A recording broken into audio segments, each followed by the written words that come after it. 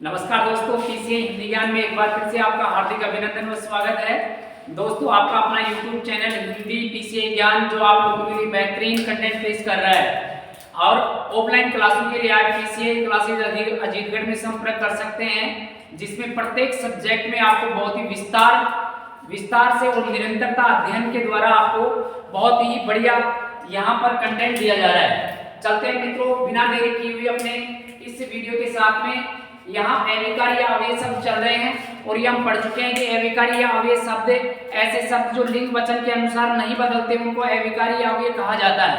ये 4 प्रकार के होते हैं, ये पीछे हम पढ़ चुके हैं। 1 मिनट में फिर इनका रिवीजन हम कर लेते हैं। क्रिया विशेषण अव्यय, जो क्रिया से पहले प्रयुक्त होकर क्रिया की विशेषता बताते हैं उनको क्रिया विशेषण अव्यय कहा जाता है। और ये क्रिया विशेषण अव्यय 4 प्रकार से प्रयुक्त होते हैं। किसी स्थान के माध्यम से प्रयुक्त होते हैं, या किसी काल जिसको समय कह सकते हैं उसके माध्यम से प्रयुक्त होते हैं, या रीति तरीका जिसको तरीका या ढंग कहते हैं उसके माध्यम से हो सकते हैं, या परिमाण या मात्रा के माध्यम से प्रयुक्त हो सकते हैं। अब मित्रों, आपके सामने ये लिखे हुए हैं स्थान, यहाँ वहां इधर उधर। कालवाचक आज कल सुबह, ये कालवाचक होते हैं। रीतिवाचक ध्यान से पढ़ना चाहिए, सावधानी से चलना चाहिए। घोड़ा तेज चलता है, वह धीरे धीरे चलता है, तो ये रीति है। परिमाणवाचक कि वह थोड़ा खाता है, थोड़ा खाता है, तो थोड़ा खाना, यहाँ पर ये परिमाण बता रहा है, तो क्रिया की विशेषता प्रकट हो रही है। तो मित्रों, ये क्रिया विशेषण हम पढ़ चुके हैं। फिर चलते हैं आगे। यहाँ पर हम बात करें तो दूसरा यहाँ पर आता है दोस्तों समुच्चय बोधक अव्यय। और समुच्चय बोधक अव्यय यहाँ पर हम चलें तो ये वाक्य में प्रयुक्त होकर समुच्चय का बोध करवाते हैं। ये समुच्चय बोधक अव्यय 2 प्रकार के होते हैं, समानाधिकरण और व्यधिकरण। समानाधिकरण में अकेले आते हैं और व्यधिकरण में योजक मतलब 2 शब्द आते हैं जो कहीं पर समुच्चय का बोध करवाते हैं। आपके सामने लिखा है बैठ जाओ अथवा चले जाओ। अथवा शब्द अकेला आया है मित्रों, तो ये समानाधिकरण में रहेगा। राम और श्याम यहाँ आएंगे तो और शब्द अकेला आया है, ये समानाधिकरण में रहेगा। राजा या नौकर आएगा तो यह शब्द अकेला लिखा है और अकेला आने वाला समानाधिकरण में होता है। और 2 साथ आते हैं तो व्यधिकरण में आते हैं, और व्यधिकरण वाले देखते हैं योजक के रूप में व्यधिकरण कहलाते हैं। यहाँ पर लिखे हैं आपके सामने, जब हम पढ़ेंगे तब पास होंगे। तो मित्रों, जब के साथ में क्या आ गया है, तब आ गया है, मतलब 2 शब्द आ गए जिनको योजक कहते हैं। तो ऐसे अपने समुच्चय बोधक अव्यय ये अपने किस में आते हैं, व्यधिकरण में आते हैं। यदि हम पढ़ेंगे यदि हम पढ़ेंगे या यदि हम परिश्रम करेंगे तो अवश्य सफल होंगे। तो यहाँ पर यदि के साथ में दोस्तों तो आया है, और ये शब्द कहीं न कहीं योजक के रूप में प्रयुक्त होते हैं, और जहां पर योजक आते हैं वो वहां पर व्यधिकरण कहलाते हैं। क्या कहलाते हैं मित्रों, व्यधिकरण। यद्यपि हमने मेहनत की थी तथापि सफलता नहीं मिली, तो यद्यपि और तथापि ये दोनों के दोनों योजक के रूप में आते हैं, और जो योजक आते हैं वो व्यधिकरण कहलाते हैं। पिछले वीडियो में हम जान चुके हैं। फिर एक बार देख लेते हैं। संबंधबोधक अव्यय में कारक से जुड़े हुए होते हैं और एक संज्ञा और क्रिया से जुड़े हुए होते हैं। कारक से जुड़े हुए होते हैं उनको तो सहपद कहा जाता है, और जो संज्ञा से जुड़े होते हैं उनको अनुबंध कहा जाता है। अब ये कारक से और संज्ञा सर्वनाम से कैसे जुड़े हुए होते हैं, इन वाक्यों के माध्यम से हम देख सकते हैं। घर के सामने कुछ लोग खड़े हैं, तो यहाँ पर देखो के कारक आ गया और ये से बद हो जाएगा। फिर विद्यालय के पास, पीछे, आगे, भीतर, यहाँ पर गाय खड़ी है, तो ये भी मित्रों ये से बद में आने वाला है। और सीता सहेलियों सहित, तो सहेलियों संज्ञा है और सहित आ गया तो ये अनुबंध रहने वाला है। मतलब कारक के साथ तो से बद आएगा और संज्ञा अन्य शब्दों के साथ अनुबंध कहलाता है। ऐसे चोर चौराहे तक पैदल आए, तो ऐसे ही इसके अंतर्गत आते हैं। अब मित्रों, इसी कड़ी में हम चलते हैं आगे। अब आगे हम 3 नंबर पर चलें, तो यहाँ पर ये संबंधबोधक हो गया। अब चलते हैं दोस्तों 4 नंबर पर, और 4 नंबर में आता है विस्मय बोधक आता है दोस्तों। विस्मय बोधक अव्यय आता है, और ये 4 नंबर का अव्यय है। इस प्रकार से हम देखें तो अव्यय ये 4 प्रकार के होते हैं। अब यहाँ देखिए मित्रों, ये 4 नंबर वाला विस्मय बोधक अव्यय कौन सा होता है। वाक्य में अन्य शब्दों के साथ इनका कोई संबंध नहीं होता है, लेकिन ये विस्मय के साथ प्रयुक्त होते हैं और ये कर्ता से पहले प्रयुक्त होने वाले शब्द आते हैं जो व्यक्ति के मनोभावों को प्रकट करते हैं। अब मनोभाव कैसे हो सकते हैं? मनोभाव कोई हर्ष का हो सकता है, मनोभाव कोई दुख का हो सकता है, मनोभाव कोई तिरस्कार का हो सकता है, तिरस्कार, या मनोभाव कोई घृणा का हो सकता है, या कोई अनुमोदन हो सकता है, अनुमोदन, या फिर मित्रों कोई संबोधन हो सकता है, संबोधन। इस प्रकार के शब्द कहीं आते हैं। ये सारे के सारे शब्द जो विस्मय का बोध करवाते हैं और इसके साथ में विस्मयवाचक चिन्ह भी प्रयोग होता है, तो वहां पर विस्मय बोधक अव्यय माना जाता है। या फिर मान लो इनके साथ में अन्य कोई शब्द जो कोई आश्चर्य का बोध करवाए, किसका बोध करवाए मित्रों? आश्चर्य का बोध करवाता है। या अन्य शब्द भी ऐसे प्रयुक्त हो सकते हैं जो वाक्य में प्रयोग होंगे, तब हम इनको जानेंगे कि वास्तव में विस्मय बोधक अव्यय कैसे होते हैं। अब चलो एक उदाहरण ले लेते हैं हर्ष का, और हर्ष के लिए जो मनोभाव प्रकट होगा वो क्या होता है। देखिए यहां पर मित्रों लिखा हुआ आपके सामने आहा, और आहा ये हर्ष का भाव करवाता है। आहा मैं उत्तीर्ण हो गया, उत्तीर्ण हो गया। तो मित्रों यहाँ पर पास होने वाला व्यक्ति अपने मनोभाव को प्रकट कर रहा है हर्ष के साथ में, तो यहाँ पर ये आहा शब्द आ गया, ये विस्मय बोधक अव्यय रहने वाला है। फिर मान लो उसका कोई मित्र है वो फेल हो गया, तो वहां पर वो विषाद या दुख का भाव प्रकट हो रहा है, तो उसके लिए हम प्रयोग कर सकते हैं कि ओहो, ओह लिखा है ओह, मोहन लिखा है मोहन फेल हो गया, फेल हो गया, ऐसे मान लो लिखा है मित्रों, तो यहाँ पर ये दुख या कहीं पर विषाद का भाव प्रकट हुआ है और इसके साथ में ओह शब्द प्रयुक्त हुआ है। आह शब्द भी हो सकता है, आह, ऐसे बहुत शब्द हो सकते हैं जो दुख को प्रकट करने वाले होंगे। तिरस्कार ले लेते हैं, तिरस्कार में जैसे आ गया दोस्तों आपके सामने छी छी लिखा है, छी छी कितना कितना बुरा आदमी है, ऐसे वाक्य लिखा है कि छी छी कितना बुरा आदमी है। मित्रों ये छी छी जो है ये तिरस्कार का भाव प्रकट कर रहा है। किसका भाव प्रकट कर रहा है? तिरस्कार का। अब ये घृणा का भाव भी इसको कह सकते हैं, घृणा या तिरस्कार। यहाँ पर हम बात कर सकते हैं, या तो इसको घृणा कह सकते हैं या तिरस्कार कह सकते हैं। घृणा का भाव या तिरस्कार का भाव। अब ये छी छी कितना बुरा आदमी है, तो ये कोई जरूरी नहीं कि आदमी के साथ भी ऐसा शब्द आए, ये स्त्रीलिंग के साथ भी आ सकता है। जैसे छी छी कितनी बुरी लुगाई है, तो यहाँ पर ये लुगाई के साथ भी प्रयुक्त हो सकता है और औरत के साथ भी प्रयुक्त हो सकता है।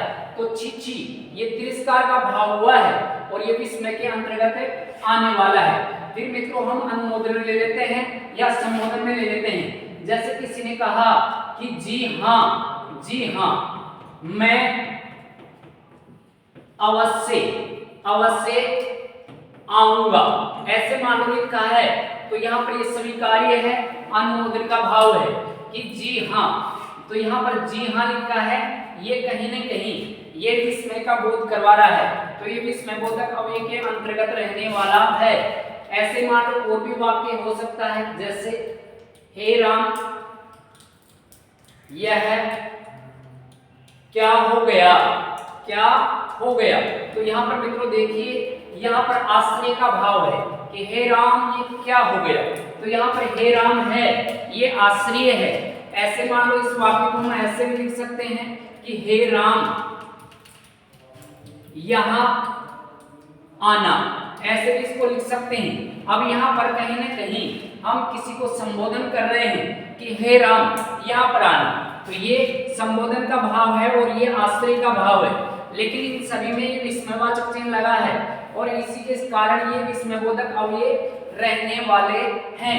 मित्रों ऐसे 4 नंबर वाला ये विस्मयबोधक या विस्मयबोधक या विस्मयवाचक अव्यय के अंतर्गत माना जाता है। अब मित्रों ये हमने विस्तार से पढ़ लिया है कि कौन से होते हैं विकारी और कौन से होते हैं अविकारी शब्द। 4 नंबर तो होते हैं, 4 शब्द तो होते हैं विकारी और 4 प्रकार के होते हैं अविकारी। और अविकारी शब्दों को ही अव्यय कहते हैं, जो लिंग वचन के अनुसार नहीं बदलते।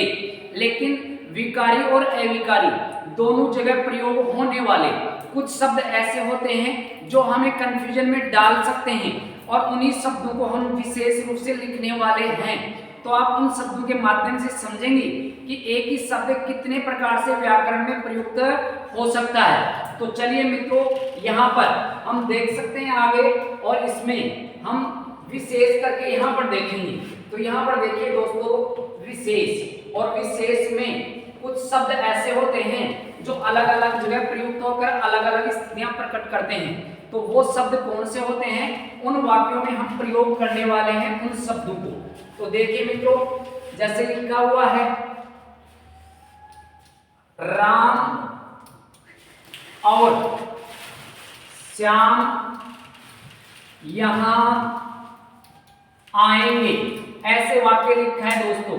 अब यहाँ पर अभी हमने पढ़ा था और शब्द लिखा है, तो यहाँ पर मित्रों ये समुच्च रहेगा, समुच्च बोधक, समुच्च बोधक अव्यय रहने वाला है। तो यहाँ पर तो उत्तर होगा समुच्च बोधक अव्यय, इसका सही उत्तर हो गया समुच्च बोधक अव्यय।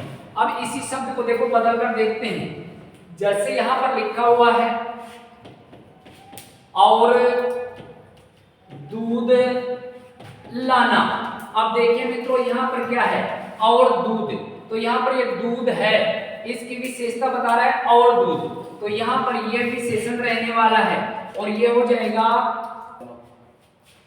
और ये हम बात करें और दूध लाना, तो यहाँ पर ये दूध की विशेषता प्रकट कर रहा है। और मित्रों, दूध एक संज्ञा है, दूध क्या है, संज्ञा, और संज्ञा की विशेषता बताने वाले विशेषण होते हैं। तो परिमाणवाचक, परिमाणवाचक ये विशेषण रहने वाला है दोस्तों, विशेषण, तो ये विशेषण हो गया।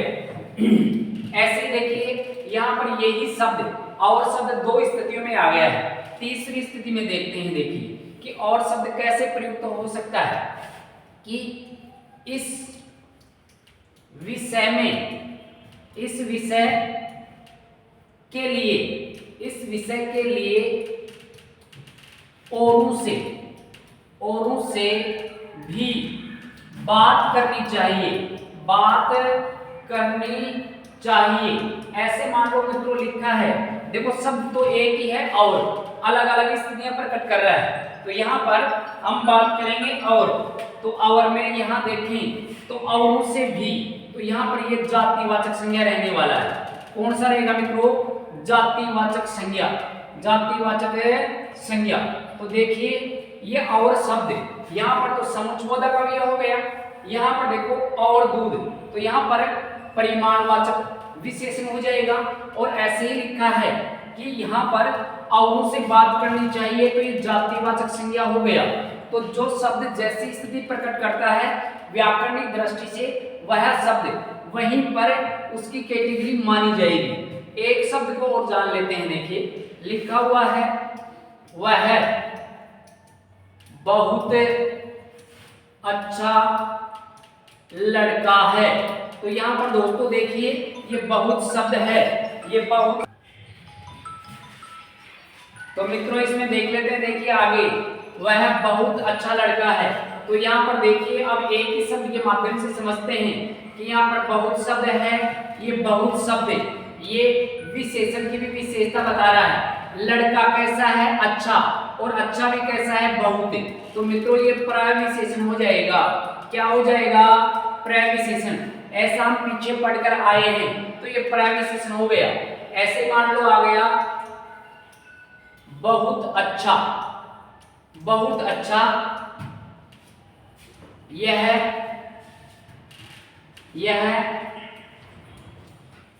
ईमानदार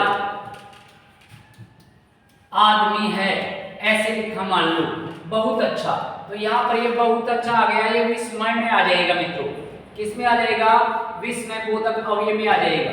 तो ऐसे हम बात करें तो बहुत अच्छा, और एक ये बहुत अच्छा लड़का, तो लड़का की विशेषता तो ये विशेषण में चला जाएगा, प्रविशेषण में। और यहाँ पर बहुत अच्छा तो ये विस्मयवाचक है, विस्मयवाचक अव्यय के अंतर्गत रहने वाला है। लेकिन इसी को ऐसे बोल दिया जाए कि मोहन बहुत अच्छा